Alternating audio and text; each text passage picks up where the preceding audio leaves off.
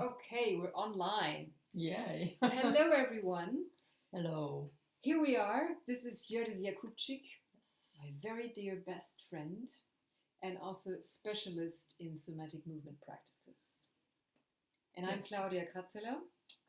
My company is called Body-Linguistics, and we will be having a dialogue about dancing your systems. Your course, which will be in the fall, right? It's in August. It starts 10th of Yeah. August in Yoga Studios, Delight Studios. Yeah. So you told me the theme of this course is the yin and the yang energy also. That's her specialty, actually, also. Yes, I do somatic dancing where I dance with couples and I dance with, let's say, 12 men and 12 women, and how we can support each other with that energies. But the interesting thing is that it's actually not like men are male and women are female, but we have both. We have male energy and women feminine energy, and Exactly. and how to be conscious of that and what's the benefit of it. And that's exactly what Dancing the Systems is about. Yeah. It draws on various techniques. The origin is long, and that's another chapter. But the benefit that you can have when you are into the intelligence of these systems is that you can use it in daily life, in communication, when you're in a meeting at work, and also in yoga practice, because it is physical and it is also energetic and emotional. Mm-hmm. Yeah.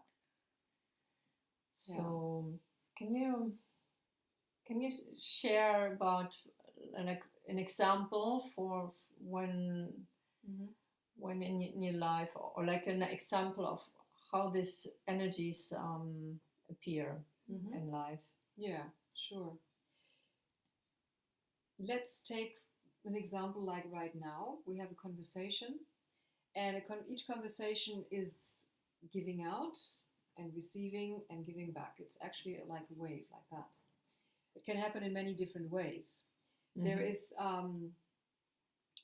active giving out information. If I would do it in a young way, I would say, like, I fake a situation now. We are in this project, and we need to have everything finished in 2 weeks, and we only have limited amount of budget. That's a very young way of communicating.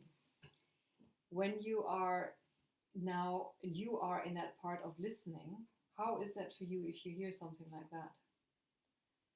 Yeah, it depends what we want with that, but for once I like when there is clarity and there's a deadline. It can give us energy for moving forward, but I also want to have the space to let things evolve, and from the content wise, and I think that needs a different energy, right? That's totally true, and that is where often things clash, and they don't need to, because it is about the changing of giving direction and being like this, and of receiving and having time to process and listening. And yin is actually the part that you have at the moment, is feeling the bedding, huh? It's like I feel right now I'm offering a more listening and ground for you to form your thoughts. Yeah. And communicate and speak about them. Exactly. And in that sense, it is actually a dance. Yes. It is a dance. It needs both. If you are in an environment that is very young, where everybody is, or where you are just receive orders, it's no fun place to be in. If you're in an environment where it's all possible and everything's yin and it could go in any direction and there is never a time when a clear decision needs to be taken, can be creative. And if there is not a clear decision, it can be exhausting also at some point. So it's like that each of the energies has its clear part, and it also has its neurotic side. Let's call it like that. Yeah. Yes. So it's, okay. Yeah, it's like a polarity, and it is with each. It's also with each personality trait. if there is somebody who has a lot of fire and he's like doing all the time, it can be like, oh, give me a break, and he's also this energy at some point. Yeah. And the other way around, if there is like so much contemplating and like we women do, we like to talk and we talk and we talk. Stereotype. I'm talking about stereotypes, exactly. Yeah. And men are more like, let's fix it, let's do it. How can we connect? But actually, it's not so much about. So there is a polarity, but actually, it's also feeding each other. And I think that's what's important about it. How can you have that it's supportive to each other and complementing? So, like, I would like to know in your course, how are you going to make us feel or experiment with these energies?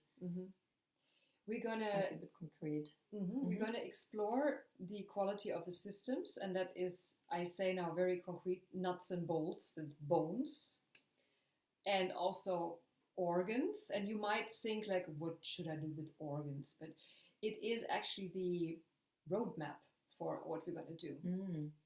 Okay. And if you would take, for instance, the example of a bone and an organ, it's already here. A bone is very long, it has a direction, and an organ and a beginning and an end. And a beginning and an end. It has a clear direction in space, and I can define like that. I can integrate, and I can also take a border.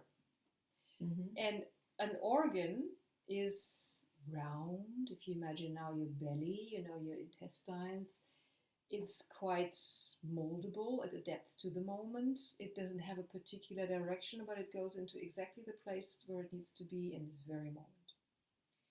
And we're going to do exercises with that. We're going to do a lot of floor work. And we're also going to get up and move very energetically to feel the differences in those qualities. And there will be a lot of exchange. So it's a very interactive course. There will be also journaling and writing. There will be a lot of bringing also own experiences in. But I don't want to get stuck in discussion. I want to feel. I want to pass stuff on. Great. Yeah. Sounds like lots of fun. Wow. Yeah. And so I hope many people will join this course because it's, I think, very valuable for your daily life and for getting more capabilities of being really in connection with people. Yeah. And yourself. First of all, yourself, and then with others. Exactly. Yeah. It's a tool for self-connection in order to then interact with people, and not only on the yoga mat, especially when you get off the studio and walk out into space. And daily life. Yeah. Yeah. So. Yeah. Thank you. Good. And I hope to see you there. Yes. Bye. Bye.